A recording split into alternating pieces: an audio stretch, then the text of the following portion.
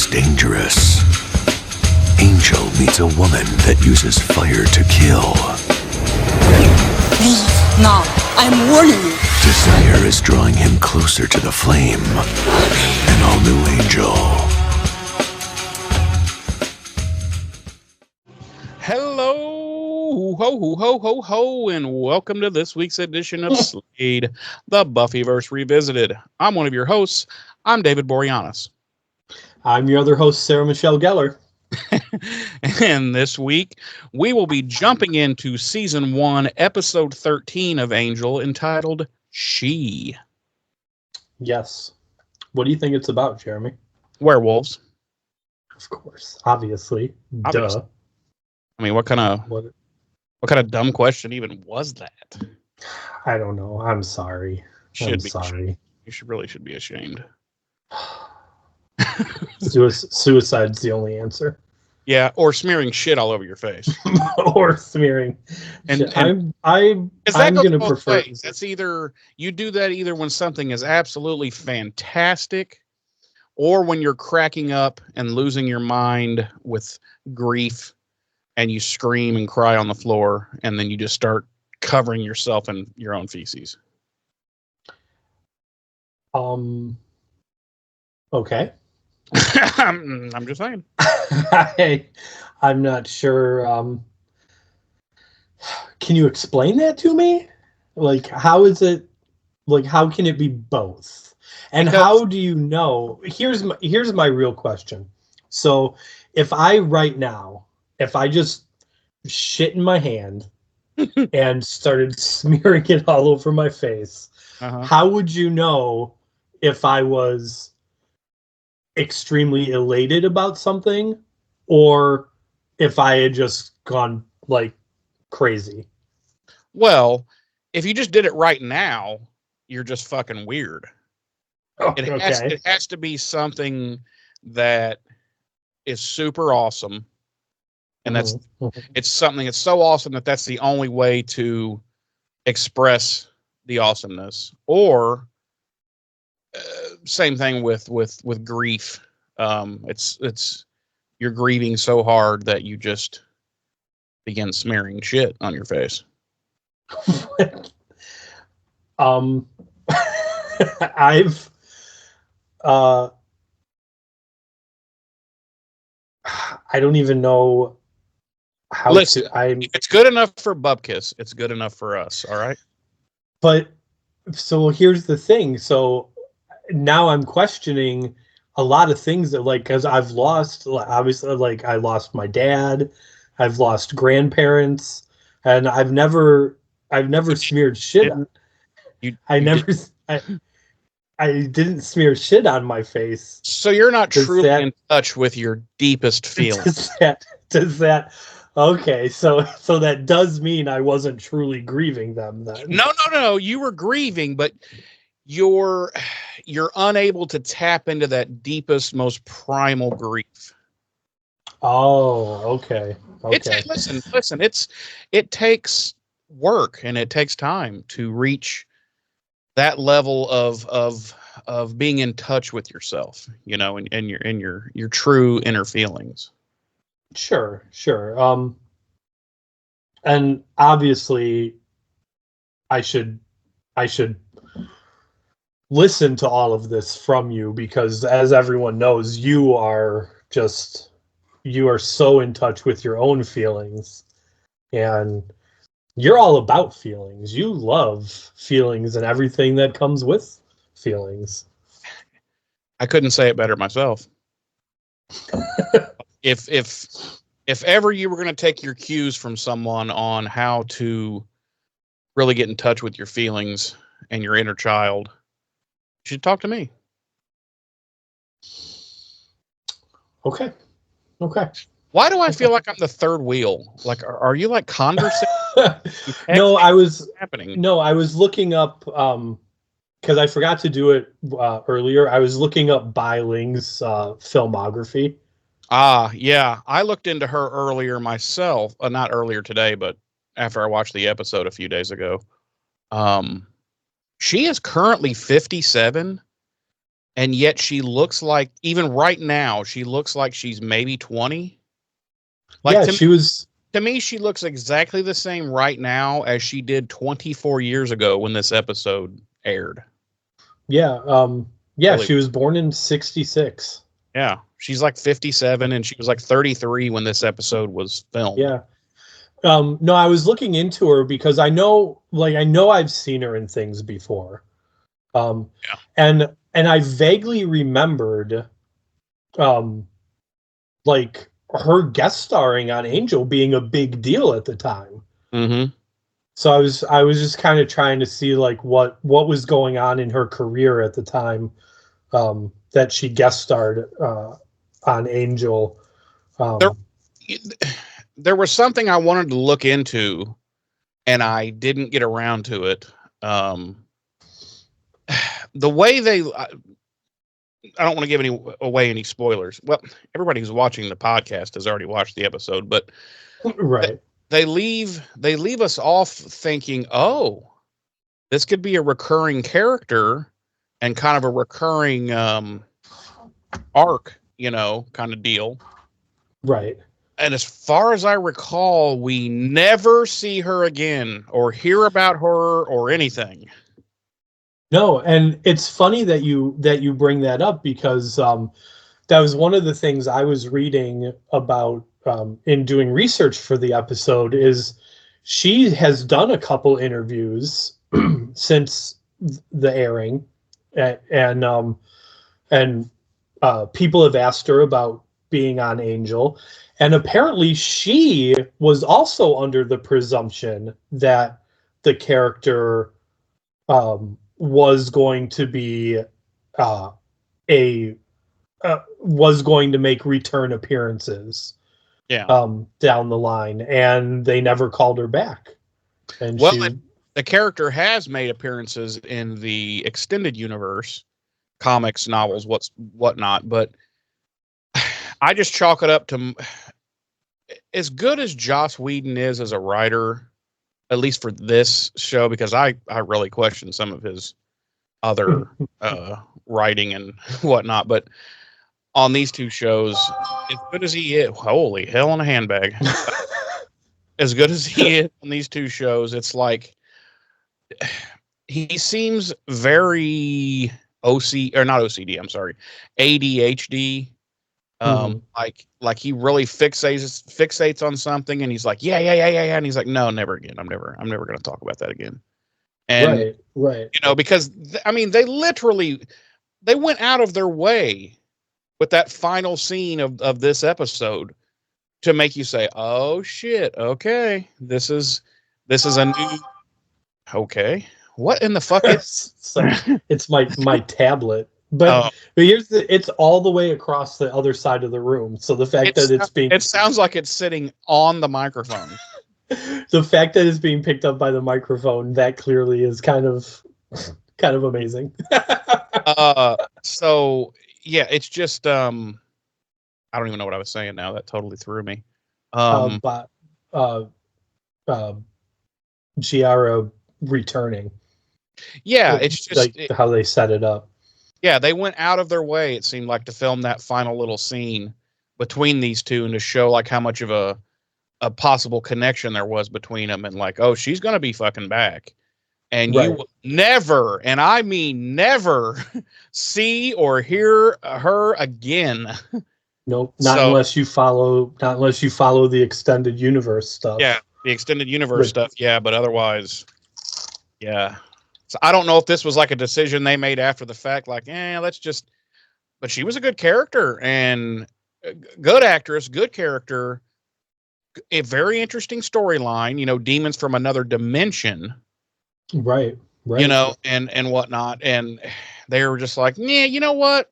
Fuck it, let's stick with Kate. So. But yeah, and like I said, I think some of that is evidenced in the fact that, like I said, she said in interviews subsequently that she thought she was going to be back too. So there must have been initial talks about it. You would think. But who knows? Who knows? Maybe the network didn't want to pay her. I don't know. Right. It's one of those things where it's like you're right. Like they do set it up that way in that final scene, but also like, to call back to another one of our favorite shows, they did the same thing in Highlander at times too. Yeah. And then we never, we just watched The Road Not Taken in season 1, and McLeod lets Kim Sung go, and he's like, if you cross my path again, I will kill you, kind of thing. And it's like, and he's like, not if I'm on holy ground, bitch. right. I've never seen a better summarization of Kim Sun's character than right there. That's pretty much it right just there. Like him. It's just like yeah, that's pretty much the entire character. Not if you're on holy ground, bitch. and then he backflips away. And then he backflips and then he skips backwards as he's leaving. He's like, bye, loser. Yeah. And McLeod's like, I don't want his quickening. McLeod's like, I just should have fucking killed him. He's like, I should, but do I really want that inside of me? I don't think I don't. I'll let Richie do it later. Yeah, Richie can kill him.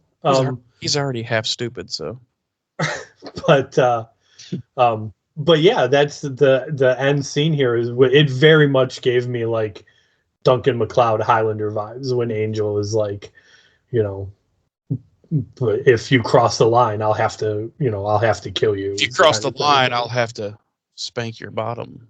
And she's like, woo! And he's like, yeah, that's right. And then I was like, I wish I was Chiara in that moment. Right. And you were like, being told by Angel that I was going to get spanked. Yeah. Yeah. And I would be like, Daddy. Okay, James. So not even actually officially started the episode yet. Why don't you fry us up some dates and deets and spoon that shit out? All right. As previously stated, we will be revisiting Angel Season 1, Episode 13, the 13th episode of the series overall, She. Our episode director this week is David Greenwald, and our episode credited writers are David Greenwald and Marty Noxon. Our original air date was February 8th, 2000 on the now defunct WB network. Our Nielsen rating for this episode was 3.6 million households when it first aired, ranking 94th out of the 136 network primetime shows airing for the week, and 3rd out of the 16 primetime shows airing on the WB for the week. So once again, ranking one spot above our flagship show. Our regular cast, as always, includes David Boreanaz as Angel, Charisma Carpenter as Cordelia, and Alexis Denisoff as Wesley.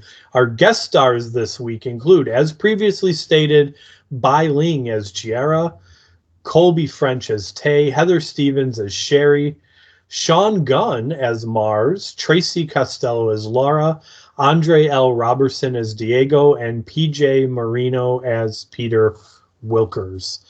My episode synopsis this week reads, Angel joins a warrior princess from another dimension in her fight to save the fettered women of her patriarchal homeland. Fettered, okay. Fettered, yeah. Mine reads, Angel finds himself caught in the middle of a war between the sexes when a female demon from another dimension fights against her male oppressors. It's pretty good. Oh, it's pretty accurate. Yeah. So we open and Cordelia's throwing a party at her place. And in the back, you just hear a light like...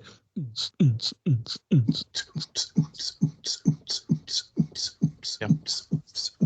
Very generic. It's very generic, like club music. You just see a bunch of fucking, glow sticks and fucking people just dropping acid like crazy. It's wild. Just Molly flowing like water. Titties out, just flopping around. It's it's shocking. It's bracing on this show. It is. It is bracing for a primetime team dramedy on network TV. Right, on That network them TV. titties is just a flopping everywhere, and you're like, damn, okay. You're like, what? Where the fuck? And I mean male titties. I mean What? dudes with pasties. Oh yeah. Like Oh nipple yeah. clamps and shit on. They're just like, yeah. And all the women are just standing around with cups, like watching, and they're just like, there What was the no fuck one is here going I on? wanted to speak to. Right, right, right. And then the women leave, and that's when the dicks come out. It's just a sausage party from there. It's just right, just Circle yeah. jerking, fucking, just yeah. It's it gets crazy. I like your pause in there. Circle jerking. Circle jerking, various. Yeah, it's wild. Yeah. They shouldn't be seen by some people. Right. And we see Wesley dancing, and Cordelia and Angel have a little brief exchange, and she's surprised that this PJ Wilkins guy, whatever, showed up to her party, and Angel, of course, has no idea who he is. And Angel insists he's having a good time, yada yada. We see one of Cordelia's friends, Laura, talking to Angel, and like she's clearly into him, and Angel's just kind of being himself. And this song that she loves comes on, and she asks him if he wants to dance, and we get probably one of the most hilarious scenes in any of episode of Angel, and we cut to Angel imagining himself dancing, and it's fucking horrible, and it's hilarious. It's even worse. It's even worse than Wesley's actual dancing. Right. And we cut back to him in real time, and he says no, and he ends up going to the kitchen, and Phantom Dennis is there, and Phantom Dennis offers him a beer, and Angel asks Phantom Dennis, he's like, how you doing? And then Angel's like, still dead, huh? And then he's like, I know the feeling. Yeah. Phantom Dennis is like, do you though? Because you're still getting to walk around and talk to people and do things in the world, whereas I'm stuck in this weird fucking limbo for some goddamn reason. Like this hasn't been shown before, but I can't move on. I don't really know why, but none of you motherfuckers are even trying to help me. So I spiked your beer with vampire poison. So fuck you. And we cut to a dude at a ice factory, and he's also drinking a beer, and can I be suddenly hear? Sure. I did not know there were such things as ice factories. Oh, well, where do you think the ice comes from, Jeremy? Jesus. Oh. No. Jesus. I didn't. I've never given it any thought, but every time, I think it's either 2 or 3 times that it's specifically mentioned in this episode of Ice Factory. Something about Ice Factory just cracks me up because I'm like, I picture this like enormous fucking factory. I mean, all this machine, all this crazy shit going on, and they're just making ice. Like, I'm like, does it really take a factory to make like hundreds and hundreds of employees and there's like an HR department and there's all these different and I'm like, it's just ice. Like a few large refrigerators, we could probably knock this out. But think about it. Almost every grocery store you go to has. It's just funny to think about It is. It's like it's such a basic thing. Yeah, it's just funny to think about this enormous operation. It's like it's just ice. We're just making for literally something I can make at home. Yeah, literally. Like I can just turn on. That most people do just make at home. Right. Yeah, I mean, the only time I ever actually buy ice is like if I need to fill a cooler or something. Right, like you're going to go out to the park or to to a lake or something, and you need to fill up a cooler. But other than that, it's like, are there people? I don't know. Are there people that they're just like, oh, we got to stop at the store. I need to buy some ice. My sister used to be that way. Hmm. She would as opposed. So she's incredibly lazy. So as opposed to like making ice, she would just buy a big bag of ice and keep it in the freezer. That actually does make sense. I myself, I don't like ice in anything, so I don't. I'm kind of the same way. I use it a little bit in certain situations, but by and large, I don't use it. Now, my roommate, she is like, she should be the ice queen. She should actually run the ice factory. Because she puts ice in her ice. So wow. She when she has a cup of ice, she needs some ice in it. So yeah. Gotcha. I don't know. I'm sorry for going off the rails, but the whole time I watched this episode, I would just start laughing because I was like, an ice factory. Like, okay. The ice factory, Willy Wonka and the ice factory. So this dude starts hearing voices crying from, like, coming from inside this, like, person-sized crate that he's been charged with guarding. What? Person-sized crate. Yes. What? Yes, sir. I'd like to order 3 person-sized crates, please. What are you going to put in these? Not people. Not persons. I can tell you that much, sir. Yeah, I like them to be person-sized. I would just like them to be person-sized. That doesn't mean that there's going to be persons in them. That doesn't mean that I'm going to put my victims in them. I mean, people. Or any persons. Or anything like that. And frankly, I don't appreciate your line of questioning, sir. I only asked one question, and it was one too many, frankly. So and it's a leading question, all right? And I saw the look on your face. It wouldn't hold up in a court of law. Yeah. You can't prove that I've killed anyone and put them in crates. Piece of shit. You know what? I'm taking my business elsewhere. They don't ask these questions at Home Depot, all right? Good day, sir. Good day. So he busts open the crate and it's basically like a Indiana Jones and Raiders of the Lost Ark moment. He opens the crate and there's a blinding bright light, and that's our cold open. Yeah. And spoiler alert, little shortly thereafter, we find out he melted. He literally melted. This light melted him.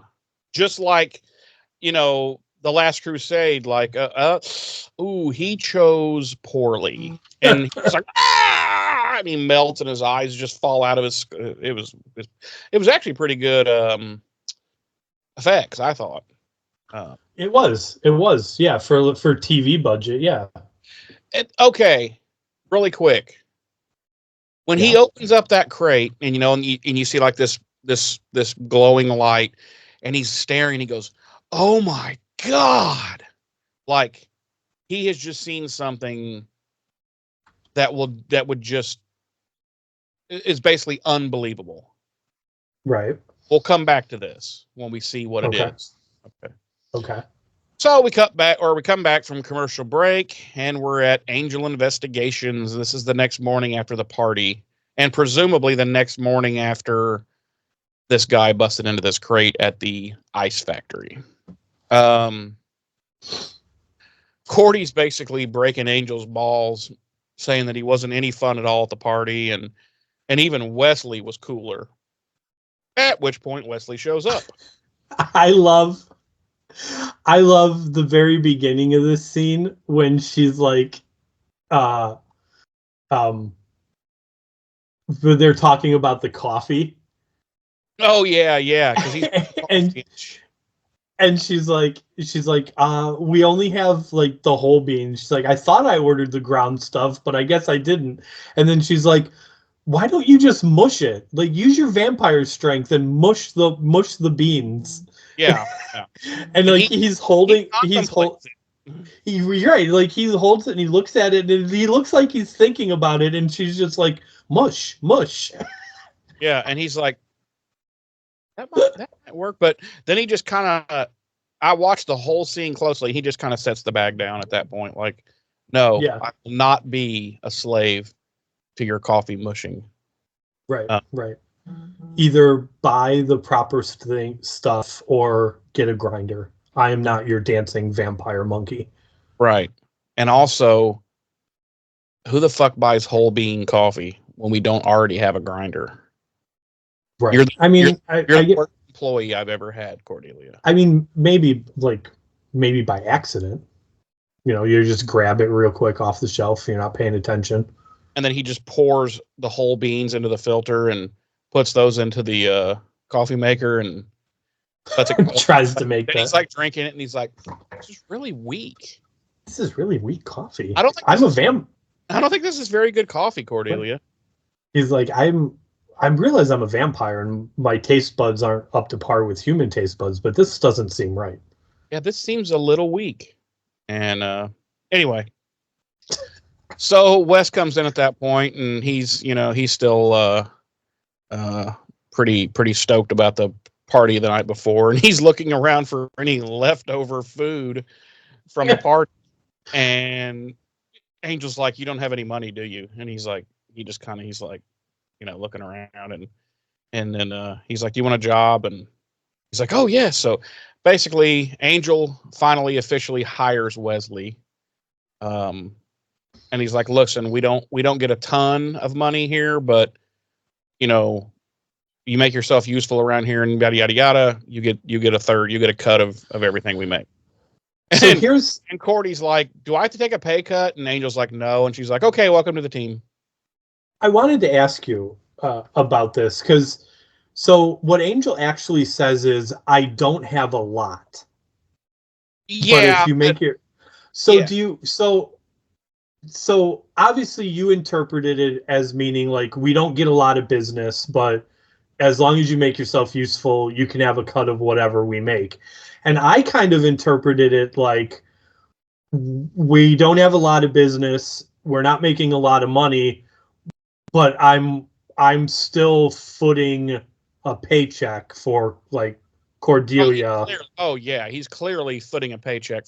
They're not making enough money like to pay his own expenses, let alone a salary for court. He's doing that out of the kindness of his heart, and he wants to bone her. Well, I don't know about that part, but that's kind of the impression I got too. Was like, because I was like, there's no way that they're pulling in enough business to pay Angel, like you said, Angel's expenses plus a salary for Cordelia. Like he's got to be supplementing her income out of his own pocket, and now he's going to do the same for Wesley. Basically, yeah, that's basically what he's saying. Like, make yourself useful, and I'll fucking pay you too. Right. Yeah. That's the way I took it. Because do you think the old vampires keep their money in Geneva, like the old immortals? Oh yeah. I mean, because there's no questions asked. They don't have to worry about anybody being like, wait a minute, this account was opened in 1811. Like, how are you, they don't give a fuck. Yeah, so, Switzerland just doesn't care. And the interest rates are fabulous there. So, oh yeah. Sure. Okay. Yeah. Okay. Yeah, he doesn't have his money in fucking Chase, because way too many fucking questions and way too much bullshit. Plus, you don't want to deal with the American fucking IRS and all that shit. So yeah, you have your money overseas, absolutely. Yeah, definitely. And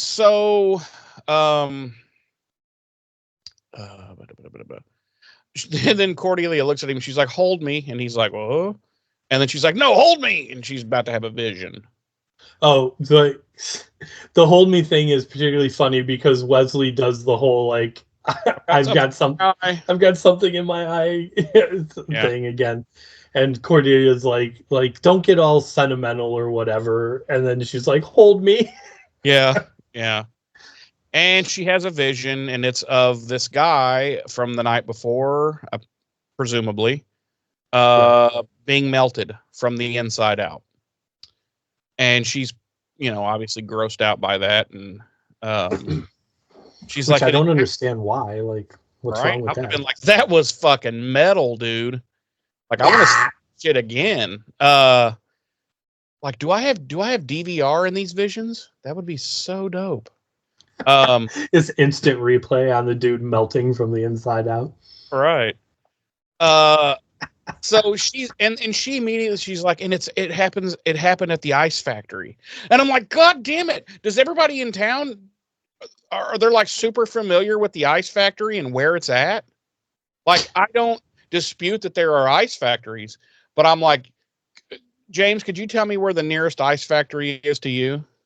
I could not, sir. I So could if, not. if somebody came to you and was like, James, Hero James, a man has been burned from the inside out and needs your help. He's currently at the ice factory. Like, would you just be like, first of all, do we have an ice factory in town? And second of all, I don't know where that's at. My first question would definitely be like, which ice factory? Yeah, which one? The one on 11th or the one over on Behringer? But when she says ice factory to these two, they're just like, yes, a familiar. Know what you're talking about. Oh yes, the ice factory. Yes. Yes. The ice factory. So it cuts this. But now I'm curious. So while you're revisiting, I'm gonna look up where the nearest ice factory is to me. Okay. So then they pull out their blueprints of Los Angeles that they just have. And Wes is looking at them and he's like, there are no tunnels leading to the ice factory, I'm afraid, Boss Angel. So now what? And Angel's just like, well, we'll just drive. And I'm like, wait a minute, is that just always an option? Can he always just be like, well, I can't get where I need to go through the tunnel, so I guess my only option is just to drive. Like, that's just the thing that he can just do. And I'm like, well, then why don't you just do that all the time? Right. Why are you always using these tunnels then? Always in the poop tunnels? Because the way he travels around, town all the time and in the sewers and whatnot, he has to constantly smell like shit. And I never noticed, and I should have paid attention. Like when he is driving around during the day, are his windows tinted? Oh yeah, they're like black. Are they? Okay. I've never noticed. Which, as far as I know, in the state of California is perfectly legal. Yeah. I know in Arizona it's perfectly legal. Like, you can have your windows like painted fucking black because it's 318 degrees there most days. So anyway, but I don't know, that just threw me because I was like, wait a minute, why doesn't he just always drive around then instead of always smelling like poop? Because he does. You can't spend that much time in the Los Angeles sewer system, first of all, and not have like fucking AIDS or something from stepping on discarded needles, but to smell, you smell like shit. Like, okay, like he goes to visit, when he used to go to visit Kate at the police department, he'd go through the sewers and he'd come out like right outside or in the alley there next to the police department. Like, and he walks in, he's like, Kate, and she walks up, she's like, God damn, fuck me, you smell like Bigfoot's dick. What the fuck is wrong with you? Where have you been? And he's just like, and yet until she found out he was a vampire, she was still like, let's still do it. Yeah, but then she's also like, maybe that explains why he always smelled like duty. I don't know. Maybe all vampires smell like poo-poo. But anyway. I'm just saying, even though he smelled like shit, she was still like, let's still let him hit. Yeah, I don't know. Kate, I don't know. Kate she's a cold fish. I don't know that she's really, I think Kate's asexual. Really? Yes. I've thought this through and I've come to that conclusion. Okay. I think she hates like pretty much everybody, all sexes, all races, just everything. I think that's why she's asexual. She just seems like a very angry.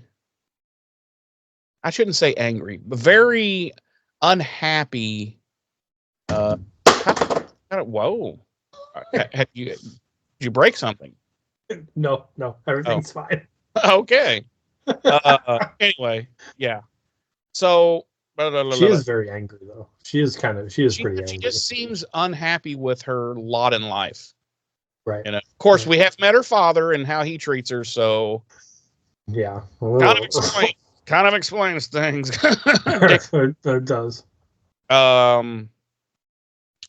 So yeah, we now know that it's a thing that when he needs to go somewhere in the daytime, sewers are not necessary. He can quite simply drive.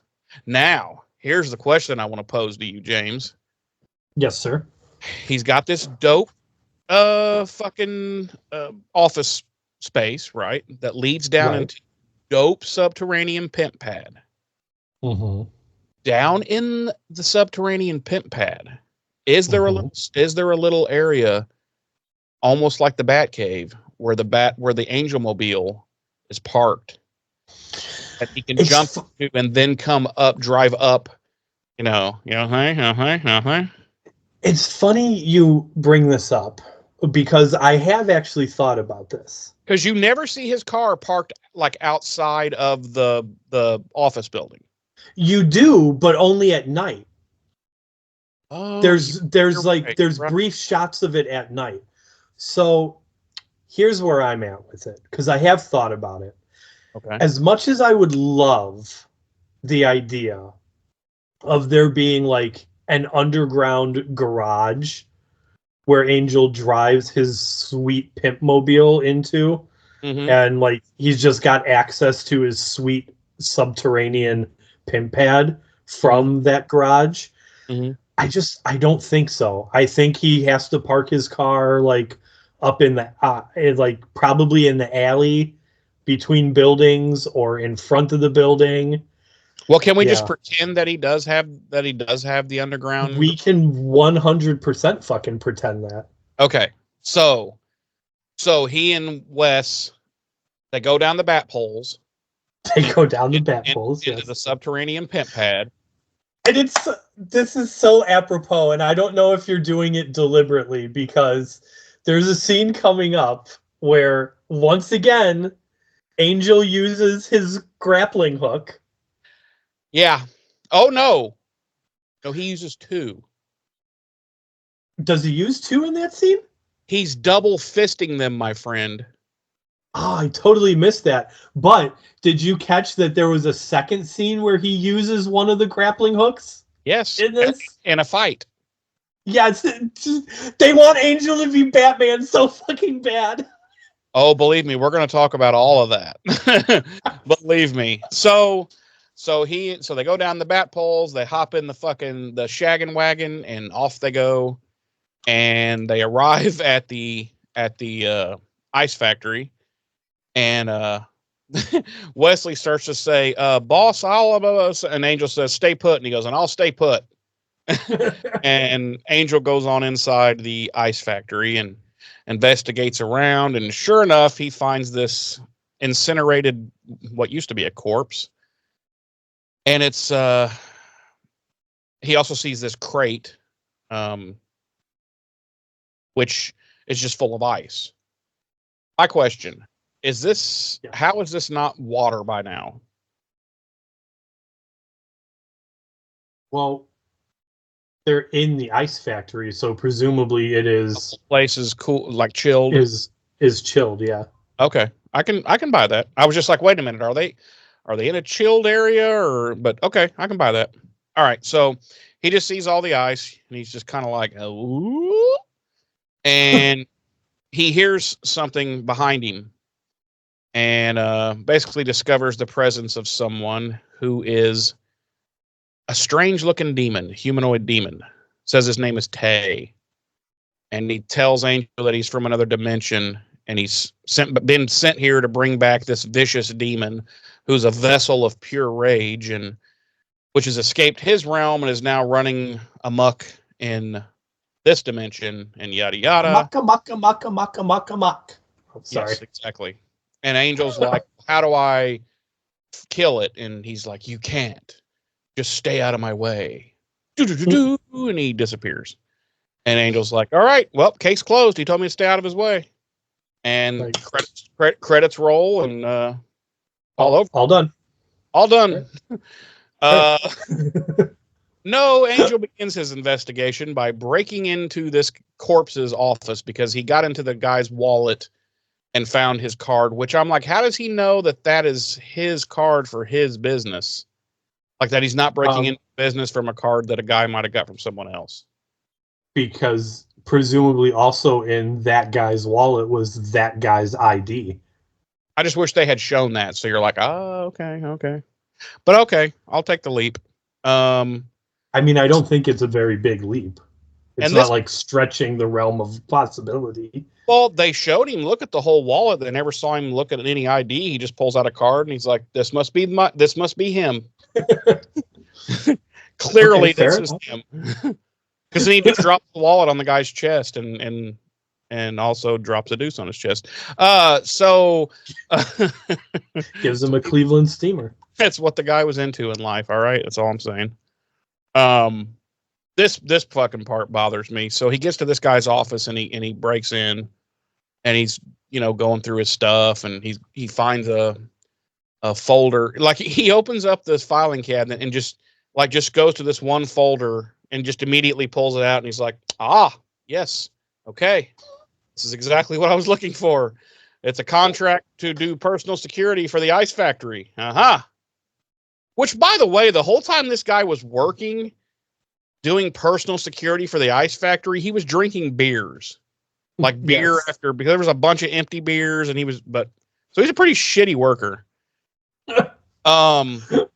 Now here's the part that really bugs me. He wants to get into this guy's desk drawer, so he jimmies it open with a letter opener, and he finds this envelope, and he opens this envelope, and it's fucking stuffed full of cash, and then it also has this receipt in it, and he's like, this might be handy later, so he puts it in his pocket, and he puts the envelope with the money back into the drawer and closes the drawer. That absolutely drives me batshit, because I'm like, first of all, this motherfucker's dead, and you know this. He ain't going to need the cash. Second of all, you really need the cash, because now you have two people to pay salaries to. That probably pay this whole job out right there. Like, why didn't he just take the money? Like, it doesn't make any sense. Because that's not what heroes do, Jeremy. Oh, bullshit. Because he should have been like... Jeremy, would Duncan MacLeod have taken that money? But Duncan MacLeod is filthy fucking rich. Like, filthy rich. So he'd probably look at an envelope of money like that and be like, the fuck. Remember in the season 1 when the chick had the gym bag full of money from the bad drug deal? Yeah. I think it was 30, either $30,000 or $50,000. Like he wiped his ass with that money. That's how rich MacLeod is. Angel does not come across as that. I'm not saying he's poor, but he doesn't come across as like, fuck you money. You know what I mean? Right. And I'm like, why not just take the cash? Because the guy's dead. Like if the guy was alive and shit, and then okay, leave the cash. But it'd be like, this motherfucker's dead. I ain't gonna need no goddamn motherfucking goddamn money. That's the only answer I have for you is, and that's my legitimate answer. Like I know it sounds like sarcasm, but like that's not what heroes do. That's not what the good guy does. And that's what dumbasses do. Anyway, so let's see. This is clearly why you and I would never be good guys, because I would have taken the money too. I'd have been like, this fucker's dead. He doesn't need this envelope full of cash. Yeah, like literally when the the landlord of this building comes in here to clear out this guy's shit, he's going to be like, what's jackpot? Fucking A. Like, anyway. And he could have gave that money to Cordelia and fucking Wesley. He knows they need it, especially Wesley. He's looking for fucking scraps to eat. Like, did you ever even give the guy a sandwich at all? I mean, he was just like, I'll give you a paycheck, but I'm not going to feed you right now. You have to wait until you get paid. Right, but right now you're going to have to just be hungry. And you'll be paid in 3 weeks because we got to hold a week back for tax purposes, and then I'll pay you. And so if you can hold out for 3 weeks and not die, then you're good. Anyway, not die. Can you not eat for 3 weeks and be okay? I mean, hey, you know what? I've got some whole coffee beans. Maybe you could notch on those. If you can just chew on those. So then, surprise, surprise, this female demon shows up in this office building, and she's able to like basically use the Force. She just like uses her hand and pushes it towards things, and like he goes flying, 13 and a half miles through the building, and she scorches him with like this fire kind of stuff, and he's like, he's just getting housed by this chick, and she's just this really small, little Asian girl, and she is fucking him up. And she gets a call on her cell phone. While beating his ass, she gets a call on her cell phone. She's like, "Yo, ass beater here," and badass demon bitch. What can I do for you? Yeah, and she's like, because she goes, "Where? When? On my way." And then she just flicks a booger like at Angel, like, "You are such a bitch." And then she just leaves, and he's just fucked up, stunned. So he kind of recovers and gives chase, and he calls Cordelia. I don't know what this whole thing with this cell phone was. He tries to call Cordelia, but it says low battery. So then he's digging in this. Now he's driving at this time, chasing the demon girl who doesn't realize he's tailing her. But then he's digging through his glove box, and he finds the charger, and he plugs it in, and then he calls Cordelia, and they're having trouble. Like, it's bad connection. He's like, this thing sucks. And like, I don't know what was this like anti-cell phone stuff that they wrote? Like, I don't get it. Weird. I'm guessing. So one of the writers was Marty Noxon. And like, obviously, if you look at the history of Buffy and Angel, she's clearly attached to some of the episodes, the more humorous episodes. Mm-hmm. Mm-hmm. So I'm guessing that kind of stuff was probably Marty's influence on the script, like just interjecting a little bit of humor, I didn't find it humorous though. I'm not saying it wasn't humorous. I'm saying instead of finding humor in it, the whole time I was thinking, what is this about? Like, is this like an anti-cell phone public service announcement, or is this like I don't know. It just seems strange and out of place to me in the middle of a somewhat serious situation, Right. So he follows her into this museum, and she goes up to a cop and says, "That dude over there in that black coat's fucking following me." And the cop is immediately like, "Very well, I shall arrest him henceforth." Post haste. Yeah, and then like Angel kind of disappears into the crowd and takes his coat off, and then he takes over, acts like he's a tour guide, and he's telling people all about this painting and yada yada yada. And she slips off in wherever the hell she's going. And then he's able to work his way out of this crowd and follow her. And when he discovers her, she's actually performing a ritual sacrifice of a child. I just want to see where that would take you. No, we we cut to Wes, who is there at Angel Investigations researching in a book, and he discovers something. And what does he discover, Ames J? That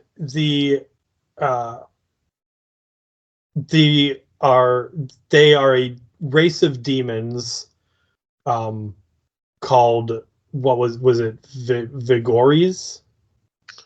Yeah, the Vigories. Right.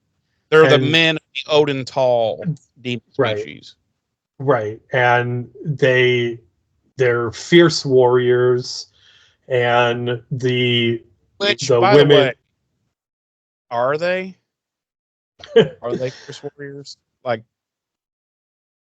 and the women are enslaved, so it's very heavy on the patriarchy in their society, like here in America. Yes. They also figure out that they're herbivores, and they have to eat, I believe it was half their body weight a day. Half of their body weight per day. Right. And of rotted vegetation. I was just going to say, but specifically of rotted vegetation. Yeah. Specifically rotted vegetation. So of course, vegetation is not going to do it. Okay. Right. They're like, excuse me, is this a fresh head of romaine? No. Yeah. I will take your finest rotted romaine, and if you ever bring me this fresh shit again, you will be fired. Right. So of course that leads Cordelia and Wesley to go looking for the closest compost.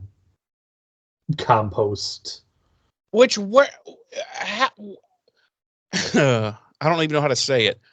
How do you leap to the, hey, let's go to a compost? Like, my thought in my head would be, let's go to the nearest super Walmart because they're going to have all their nasty, rotted, shitty stuff thrown in the dumpsters in the back of the store. That's probably where these fuckers are, dumpster diving and eating rotted romaine.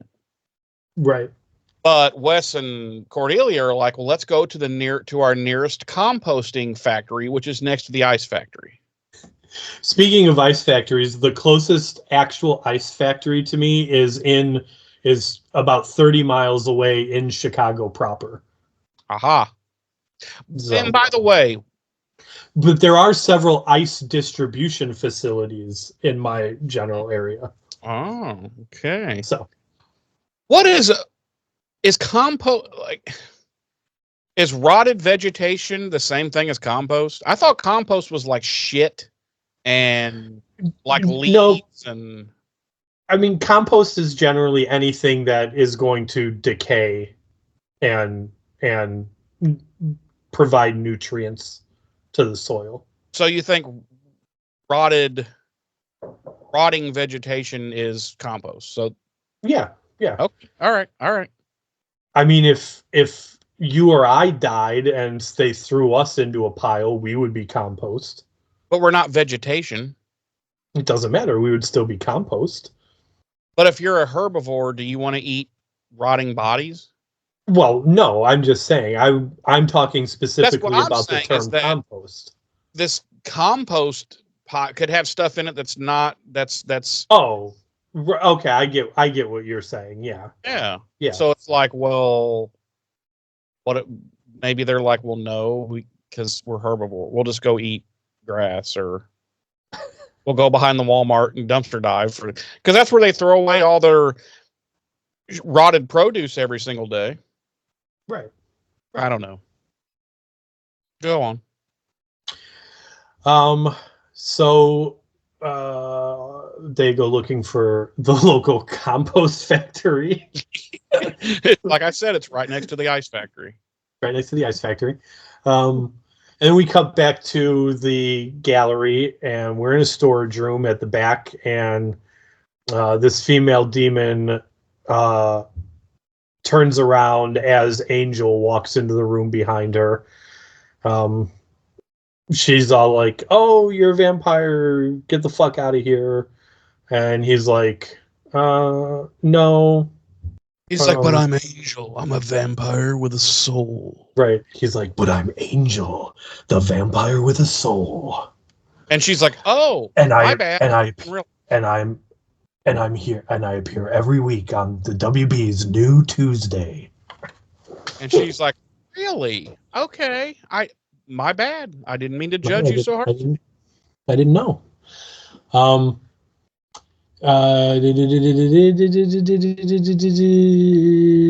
Of course, Angel's not going to leave.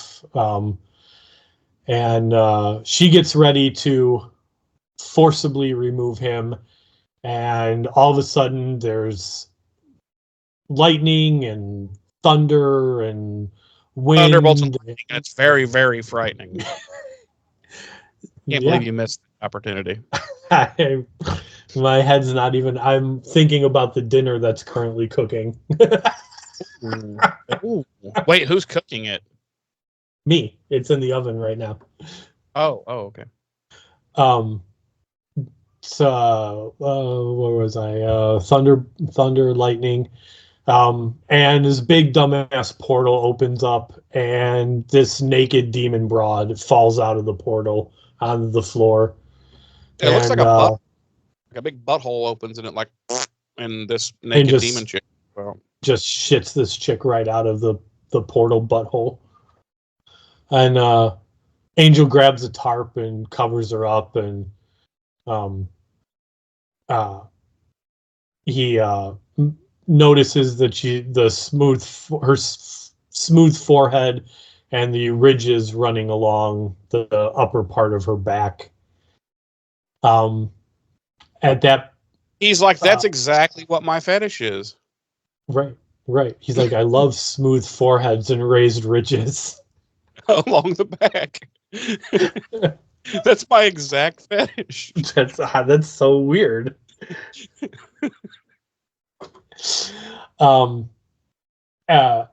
It's then at that point that Tay and his all-male demon brigade storm the room armed with daggers, and the Angel and the female demon start fighting them, but Tay takes the new demon chick and runs off with her. Angel's watching them speed away, and he asks the female demon what they're going to do to her, and she tells him that she's going to be unmade.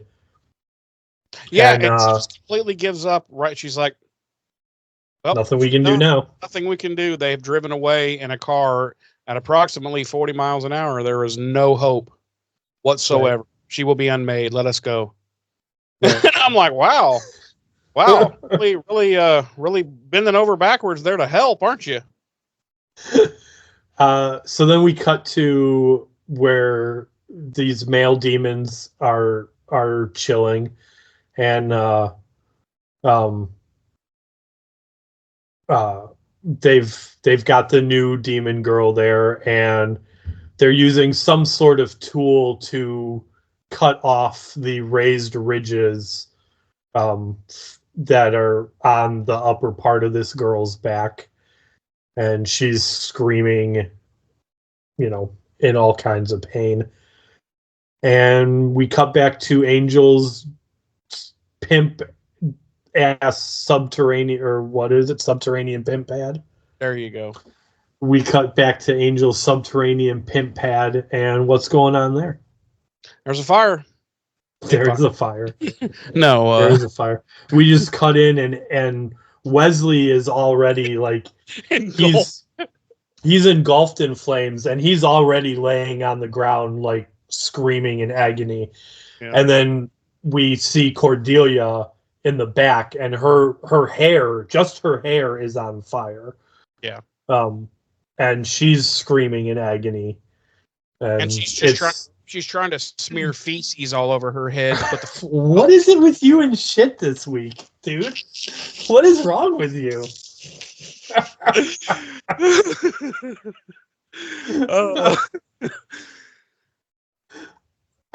Excuse me. He Angel and the female demon show up at his apartment. He's brought her there. And he's like, you should dress that wound. And it's like, did you actually look at the wound? Did you see? Yeah, it's just like a small cut. It's like a tiny, it looks like a paper cut, literally. Yeah. And it's like all dried up and it's clearly not any type of danger. And he hands her like a Band-Aid and she just slaps it on her arm. Like, fine. And,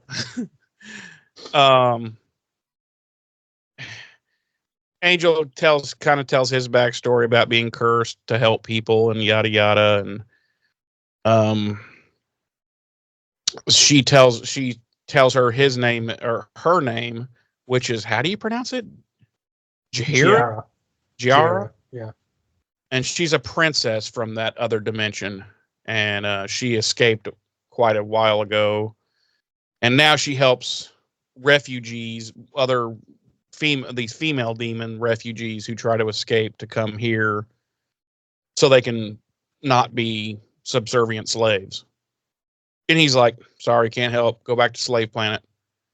And she's like, and she leaves and goes back to the slave planet. Right. He's like, things aren't much better for vaginas here. So. Yeah, he's like, this is America. You picked, of all the dimensions, you picked here? Really? Right. This is the wrong place, lady. Yeah, he's like, you couldn't even have an abortion here if you wanted to, especially if you were in Texas. And she's like, tell me of this Texas. And he's like, you don't want to know. No. You don't want to know. Anyway, so the source of their power is called the Co, and it's has all their desires and passions, but it also creates all this heat. And so when they first come here, they have to be on ice and until they can learn to control this stuff. Otherwise they melt people. And she shows him the raised ridges on her back, and that's the source of the Co, and yada yada. And Angel immediately becomes fully erect at this. And they're like, and it looks like they're gonna like start fucking, because they're both just like inches from each other's mouths, and they're just like and it's just like, okay, either fuck or like, I hate scenes like this where both people are just like they're just frothing at each other. There's like can you please stop doing that? I'm not gonna be able to sleep tonight. I'm just gonna have the visual and sound of you going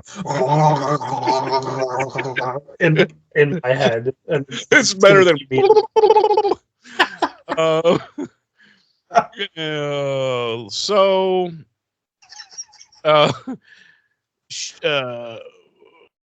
like this Co that they put off is also sexual. It's like pheromones, and it makes men respond involuntarily and yada yada. And so she shows the power by arousing them both. And Angel, like I said, Angel's just at full mast at this point. He's like, I don't care about anything else. Can I fuck you? And she's like, absolutely not. Absolutely. He's like, fuck. And no, and then he's like, you can't just go around hurting people and incinerating them. And she's like, it's not their fault. It's accident. And she goes to leave, but he blocks her path, and she puts her hand up like gonna force push him away again. But then she's just please stop. It's so weird. This whole thing, I don't know. Like they both, I don't know. And then she's like, stay out of my way. And she leaves, and he's like, never. And I don't know. So she's gone, and that scene's finally fucking over. So Wesley and Cordy have found Tay's team, who have apparently headquartered at this large compost factory. I guess it's a nursery.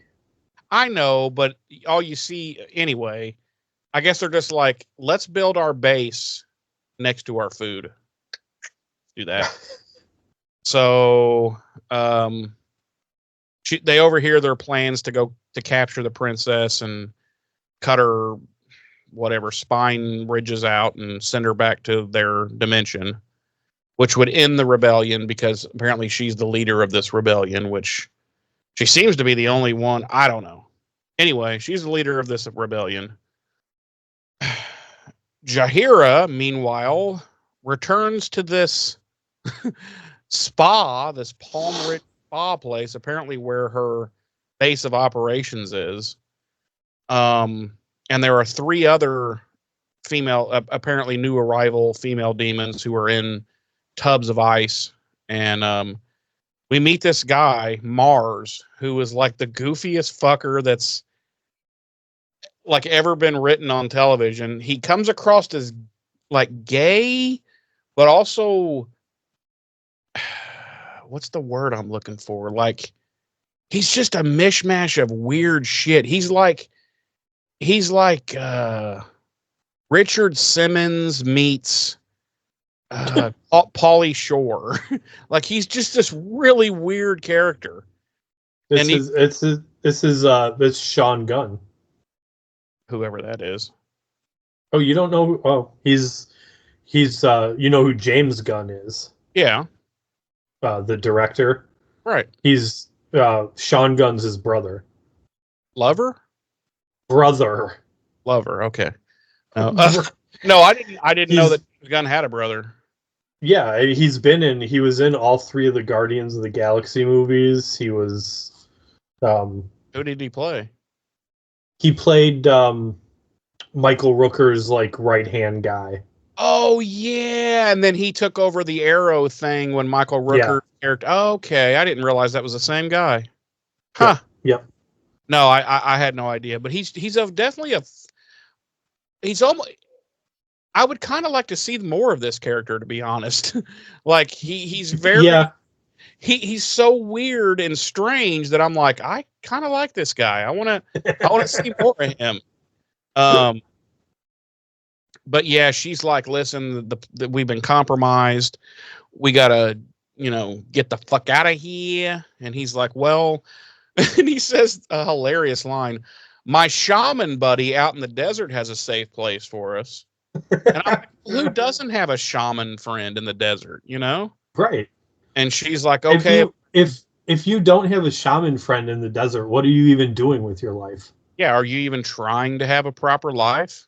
Right. I've got 2. Right. I have 3, one in the wilderness, one in the desert, and one down by the river who lives in a van. That third one's not your shaman friend. That's your life coach. No, he's a shaman, but he's not very good. He's not very good. But anyway, she's like, all right, we'll go to this shaman guy first thing in the morning. And Mars is like, word. And then she's like, and he's like, oh, and then they just keep doing that for like 10 minutes. It's so weird. In the meantime, they're unable to they can't get Angel on the cell phone. We're back to this weird cell phone thing again. Gordy and Wesley. So because they're still in Tay Swift's base, and so they go back. They leave and go all the way back to the pimp pad to try to find Angel to let him know what's up. And he's just getting out of the shower, and they're like, we've been calling you for like an hour and a half. We've been in the fucking bad guy's goddamn lair, and you're in the fucking shower? And he's like, yeah, I really needed a shower. So I feel like this definitively answers our question about whether or not Angel, like... Does it, though? Because here's my question. Did he have to take a cold shower so that he could continue his day? Or did he take a warm, supple shower so that he could relieve himself of these burdens? Man, I guess when you put it that way, it could go either way. Exactly. So here we are, still in the dark. We still don't know if Angel jerks off or not. Right. Damn it. I know. So they're like, wow, okay. And Angel's like, well, I've got this address for where large shipments of ice are going, so this is where we're going. And so Wes is like, well, don't we need a plan? And he's like, the plan is I go in and I start hitting people in the face really hard. We'll see where that takes us. And I was like, yes, I love Angel's plans. Yes, I'm so glad you said that, because when I was watching the episode and he said that, I was like, yes, I love that. I love that. Yes. And that's how his it's so fucking badass. That's how his plans always are. That's why I like them. They're not this, super convoluted, like, okay, so you're going to lower me down on a rope through the skylight, right? No, he's just like, I'm going to go in and start punching people and kicking them in the face, and we'll just see where that takes us, Because that's the kind of plans that I would have. Because I'm like, we don't have time to make plans. Let's just go in there and hit people. So they get to the spa, and Angel leaves Cordy and Wes as lookouts because he wants to know when Tay Swift and his band get there. And they come dancing in, by the way. They're all like, I don't know any Taylor Swift songs, or I would say one, but what do you make your roommate listen to music just strictly in her room? No, God, no. She listens to it all over this house, and she has for years, and I still couldn't tell you any of Taylor Swift's songs. And she listens to it like 24/7. I don't know. I have this block in my brain that doesn't allow lame music to get in. So, no, I'm just kidding. I highly respect Taylor Swift, seriously. Anyway, so yeah, he wants them to act as lookouts while he goes in and does his angel thing. So he gets in there to Jahira, and he's like, we got to go. And she's like, we know. And he's like, no. Tomorrow morning will be too late. They're going to be here in like 23 seconds. And she's like, well, fuck me. We can't get out of here that quick. And he's like, oh. And she's like, oh. And then they just start looking at each other, and they're just like, So now you're just doing it to disturb me. Now you just, I'm gonna, you'll be up anyway. I know you, because you're a night owl. I'm gonna text you when I can't sleep at 3 a.m. and be like, congratulations. I can't sleep because every time I close my eyes, all I see and hear is you going.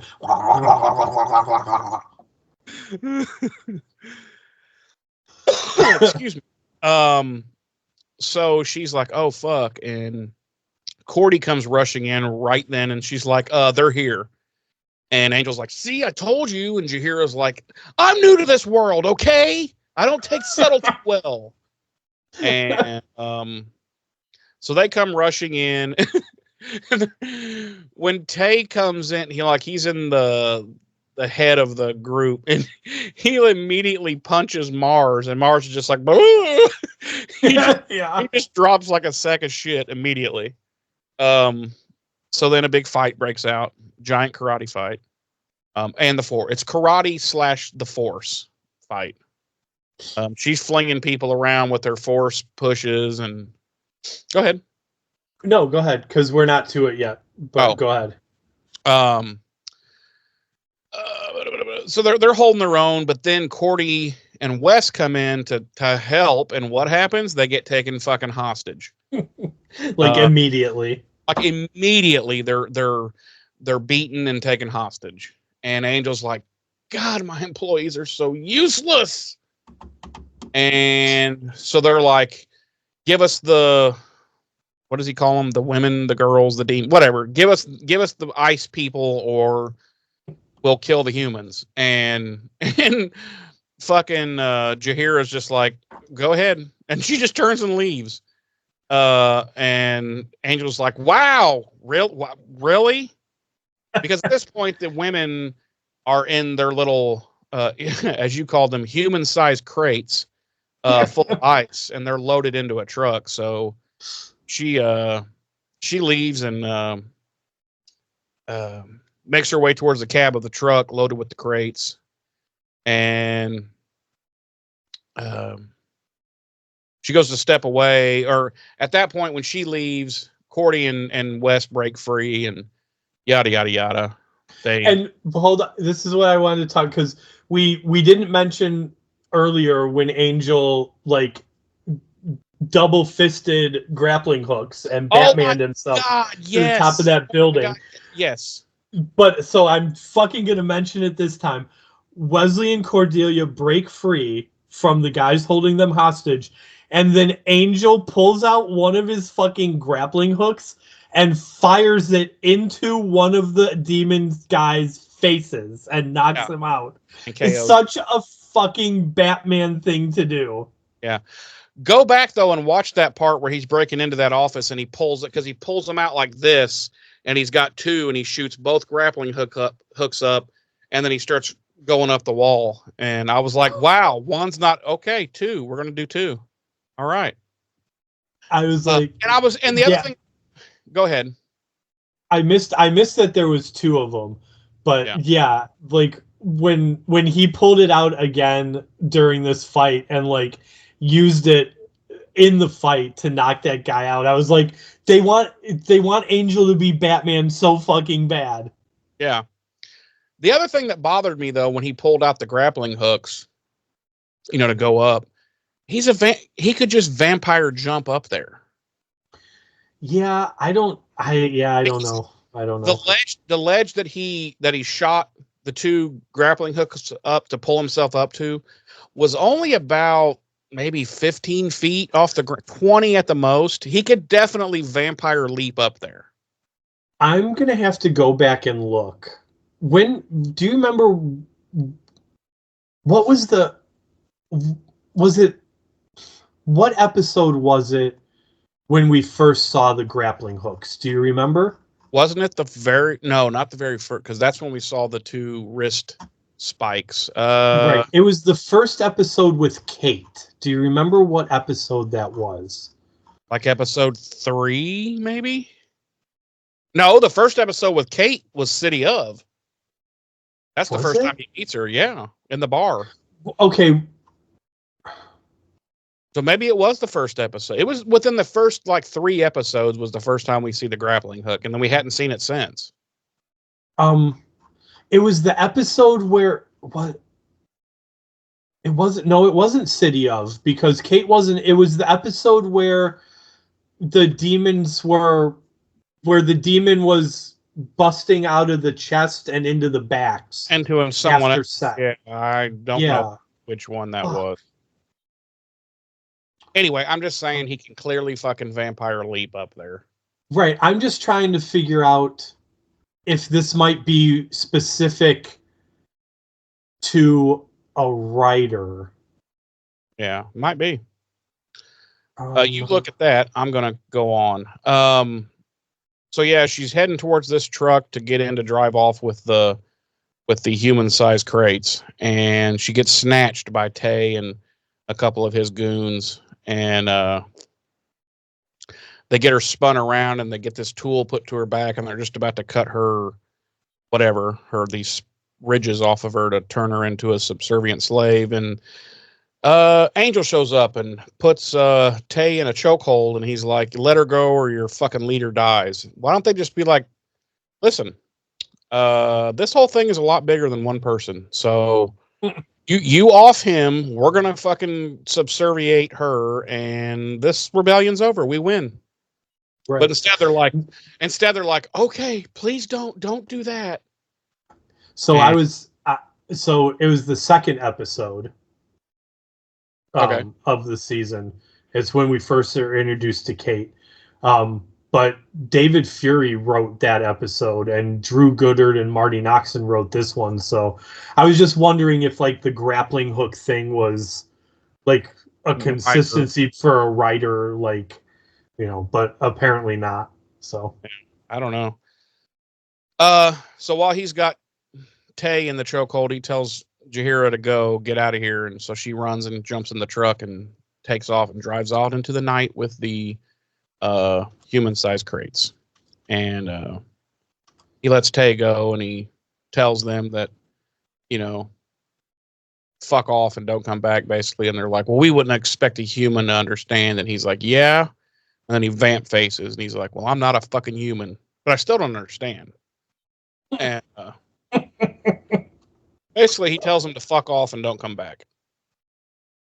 So the next day, Angel arrives in the office, and he picks up the bag of fucking coffee and decides to squeeze it really hard. And when he does, beans shoot out everywhere. And I don't know. I got such a kick out of this because again, obviously it's a throwback to the opening of the, but like the way he's like holding the bag and like looking at it, and like he's like I probably could, and then he squeezes it and there's beans everywhere. And they hit the floor, and as soon as they do, Wes and Cordy come walking in, and Wes immediately fucking eats shit. Fucking he's like, whoa, and goes straight down. And he now has a valid claim against Angel's insurance. He does. Angel could be up a creek. He could be. That's definitely a lawsuit. Yeah. Wes starts cleaning him up and being a suck ass, and of course Cordy breaks his balls about it. And he's like, I'll wash them individually if you like. Yeah, they'll be as good as new. And so Jahira comes in, and Cordy's like, can we get you anything? Like maybe a couple of hostages to kill? And I was like, oh. So her and Angel go into his office, and he's like, so? And she's like, the women are safe. And he's like, okay. And she's like, so yeah. And he's like, so just so you know, if you cross the line, I'll stop you, and you're endangering the people of this world. And she's like, fine, but and then he's like, and then they get all again, and then she turns and leaves, and her little which is I'm gonna call her backclit. Oh my god. It's glowing. And that's it. Credits. Which means, we forgot to mention this earlier when she was explaining to Angel what the co is. She told him that the co will glow bright like that when they've found a suitable mate. Right.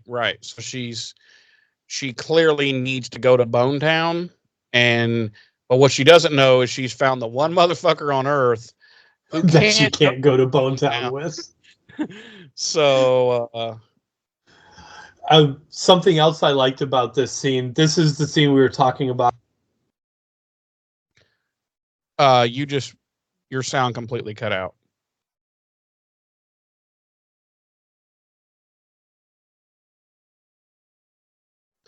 So while James attempts to rectify his soundify, I will talk about something to try to keep us. Yeah. So, how about now? Yes, now I can hear you. Thank Christ. Hold on. How about now? Yep. Okay. I don't know why it did that. What was I saying? Oh, we talked about this scene a little bit at the beginning too. This is one of those scenes where, and you've brought it up before too, and of course, like, even though I deny it, I secretly agree with you, where I kind of have to sit back and wonder, like, there had to have been Highlander fans on this show's staff, because like that final scene between Angel and her was so like Duncan MacLeod coded, like it was lifted right out of Highlander. Right, like the whole like if you cross a line, I'll have to stop you. His look, his take on his heroism, it's so Highlander, this show. Right. So yeah, like I liked that last scene, and like you said, it was clearly meant to set up or imply that we would be seeing her again, and we just never did. Yeah, ever. Jeremy, could you please tell myself and our lovely audience what you think our body count was this week? I believe the body count would have been 1. It was 1. Very good. Very good. Mr. Melty Face. Mr. Melty Face. Our music this week, Pure Roots, 60 Channels with Light Years On, Supreme Beings of Leisure with Strange Love Addiction, Morphic Field with In Time, and as always, Christoph Beck and Robert J. Kral with our original score. Jeremy, would you please tell the audience and myself how many dancing angels you give this episode, and let us know your final thoughts? I have gone back and forth since watching the episode all the way up to this very moment. And I think I'm going to go with a 3 on this episode. That sounds kind of, when I say it out loud, that sounds kind of dismissive of the episode, but that's not how I intended. That's above average score. Yeah. I think the reason I'm hesitant to give it any higher than a 3 is because it was just we get no resolution. Like it was set up to be a recurring situation, and it never happens. And I think that kind of pisses me off, kind of jades me to the episode. It's like, well, then fuck. Then the episode was, what was the point? You know? So I think that's why it's hard for me to give it more than a 3. Good episode, good writing. I don't understand the two cell phone. I don't understand the cell phone thing. That was just kind of weird. I felt like they had pretty good chemistry. That could have been, screen chemistry that could have been, explored further in some more episodes or something. She could have been almost an Amanda-ish type of character. Sure. I don't know. It just it kind of fell flat, I think, because of knowing that it doesn't go anywhere. And right. And I thought, wow, what a waste of a good actress and a good character, So yeah, but again, pretty well written. It's always well acted, and I think my only drawback on it was the fact that it doesn't go anywhere. That it's just it's a sit and spin kind of episode. Right. James. Yes. How many backclits do you give this episode out of 5? And give us your final thoughts. I am giving this episode 3 backclits. I think it's a good episode. It's it's well written. I didn't have any, like, you had an issue with the cell phone thing. I just kind of chalked it up as to like being a little bit of side humor in an otherwise kind of serious episode, which is fine by me.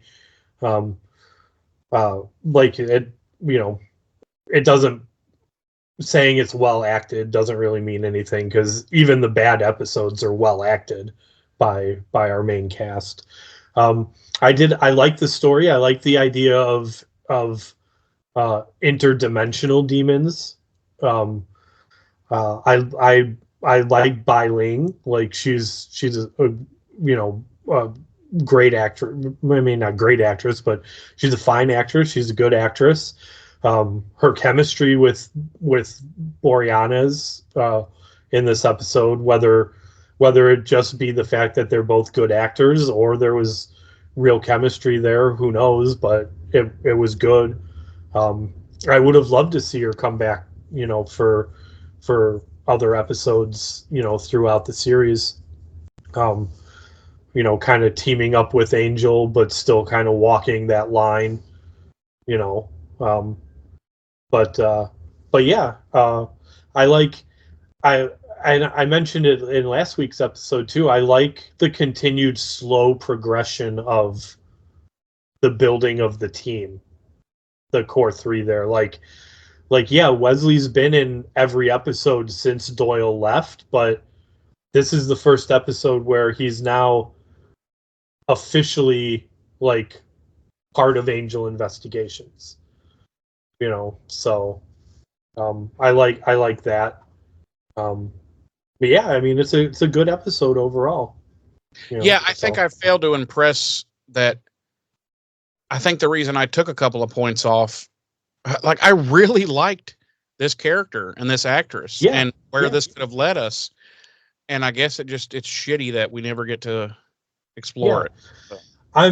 I didn't take any points away because of that, because I'm trying to view it like kind of, first time not knowing, what's down the line, which is hard sometimes. I mean, obviously.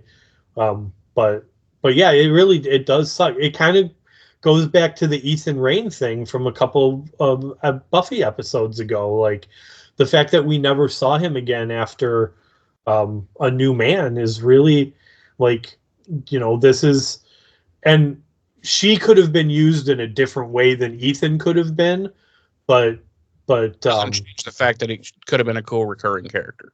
Yeah, exactly. Even if it's just like once, twice a season, Yeah, exactly. So yeah, it sucks that that we didn't get to see her again, because it is a good, this glimpse that we got of the character it's a good character, and like I said, Biling's a good actress, and her chemistry with Boreanaz was phenomenal. I would have loved to see more interactions between her character and Cordy, even.